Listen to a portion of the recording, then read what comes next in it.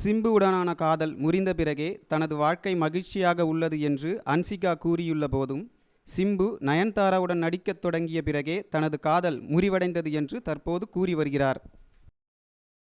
மேலும் தனக்கு இனி எந்த அடக்குமுறைகளும் இன்றி தான் யாருடன் வேண்டுமென்றாலும் நெருக்கமாக நடிக்க முடியும் என்றும் கூறி வருகிறார் அன்சிகா. இது ஒரு புறம் இருக்க, சிலம்பரசனின் தம்பி குறளரசன் சிம்புவுடன் இணைத்து கூறப்பட்ட பல பெண்களில் அன்சிகாவே நல்ல பண்புகளை கொண்டவர் என்றும், சிம்புவை அவர் பிரிந்தது தனக்கு வருத்தத்தை தருவதாகவும் கூறியுள்ளார். தன் காதல் முடிவுற காரணமாக இருந்த நயன்தாராவை பழிவாங்க நயன்தாராவிற்கு வரும் வாய்ப்புகளை தட்டி பறிக்கும் விதமாக குறைந்த கூலியில் நடித்து தருவதாக தயாரிப்பு நிறுவனங்களிடம் பேசி வருகிறார் அன்சிகா. லோகநாதன், ரெட்பிக்ஸ் நியூஸ்.